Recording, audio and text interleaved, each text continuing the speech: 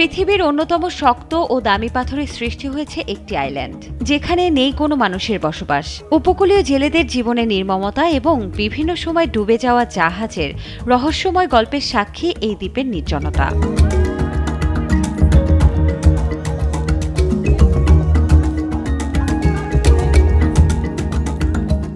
ইউরোপের দক্ষিণ পশ্চিমা দেশ পর্তুগালের উপকূলীয় অঞ্চল পেনিচে অবস্থিত বার্লেঙ্গা দ্বীপপুঞ্জ আটলান্টিক মহাসাগরে অবস্থিত গ্রানাইট পাথর দিয়ে গড়ে ওঠা এই দ্বীপটিতে নেই কোনো মানুষের বসবাস।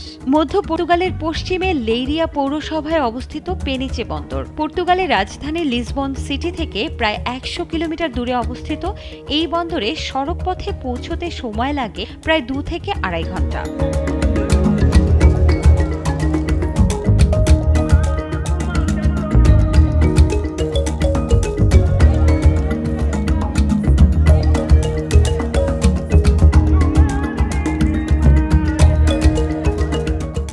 পর্তুগালের অতি প্রাচীন এবং ঐতিহ্যবাহী মৎস্য বন্দর। পৃথিবীর বিভিন্ন প্রান্ত থেকে আটলান্টিক মহাসাগরে ঘুরতে আসা পর্যটকদের মূল আকর্ষণ এই বন্দর, কারণ এখান থেকে দাঁড়িয়ে একই সাথে দ্বীপের মনোরম প্রাকৃতিক সৌন্দর্য এবং বিশাল সমুদ্রের গভীরতা খুব কাছ থেকে অবলোকন করা যায়। সমুদ্রের নীল জল আর প্রকৃতির নির্জনতায় গা ভাসাতে প্রতি বছর বিভিন্ন দেশ থেকে হাজার হাজার পর্যটক ছুটে আসেন এই দ্বীপের কাছে।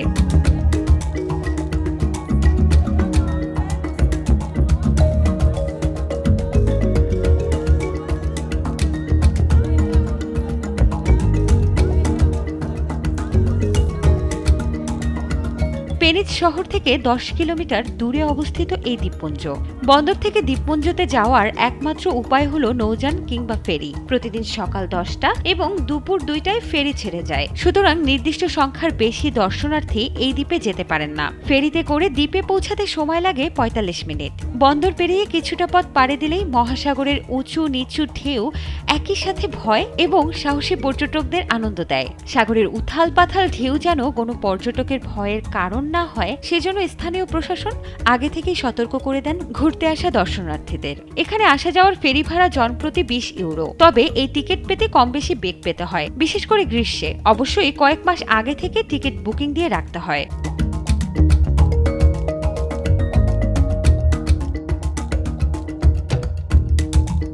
ছোট বড় মিলিয়ে মোট ৩টি দ্বীপ নিয়ে গঠিত এই দ্বীপপুঞ্জটি, যার মধ্যে মূল দ্বীপটির নাম ব্রাললেঙ্গে, যা মূলত সৃষ্টি হয়েছে গ্রানাইট পাথর থেকে। এটি এই অঞ্চলের সবচেয়ে বড় দ্বীপ। দ্বীপটিতে নেই কোনো মানুষের বসবাস, আছে শুধু প্রকৃতির অফুরন্ত সৌন্দর্য।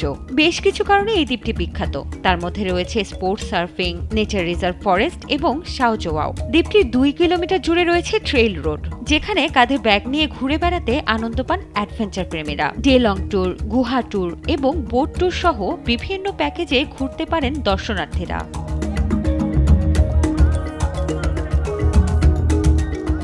দ্বীপটির মধ্যে রয়েছে ছোট বড় বিভিন্ন গুহা এবং সুড়ঙ্গ, যেখানে ছোট ছোট নৌযানে চড়ে স্বচ্ছ নীল জলে অ্যাডভেঞ্চার খুঁজে বেড়ান দর্শনার্থীরা। উচ্ছ্বাস ধরে রাখতে না পেরে কেউ কেউ আবার স্বচ্ছ নীল জল দেখে ঝাঁপিয়ে পড়েন সমুদ্রে।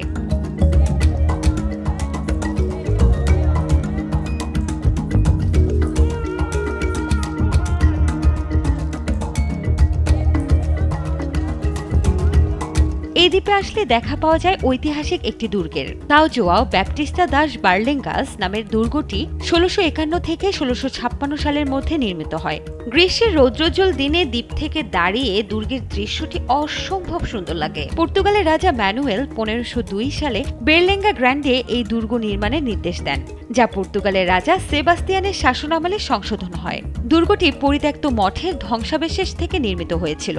বিচ্ছিন্ন এই নির্জন দ্বীপে সন্ন্যাসীরা নিজেদের সন্ন্যাস জীবনের অনুশীলন করত। ১৬ শতকের গোড়ার দিকে হায়ারনমাইট সন্ন্যাসীরা বার্লেঙ্গায় আশ্রয়ের প্রয়োজনে সামুদ্রিক লোকদের সহায়তা প্রদান করার সিদ্ধান্ত নেন, কিন্তু সন্ন্যাসীরা আলজেরিয়ান, মরক্কো, ইংরেজ এবং ফরাসি জলদস্যু দ্বারা ঘন ঘন আক্রমণের শিকার হতে থাকেন।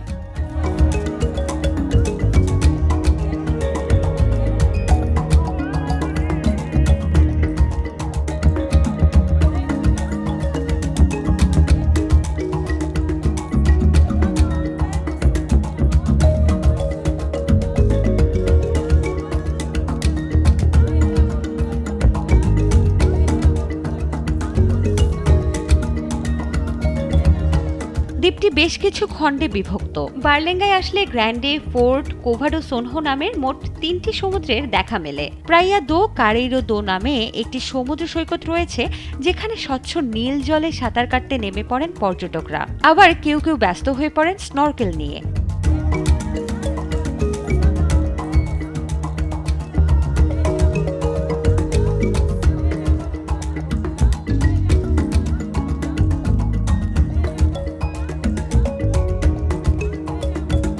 2011 সালে এই দ্বীপকে ইউনেস্কো কর্তৃক বিশ্ব জীবজগৎ সংরক্ষিত ঘোষণা করা হয়েছে।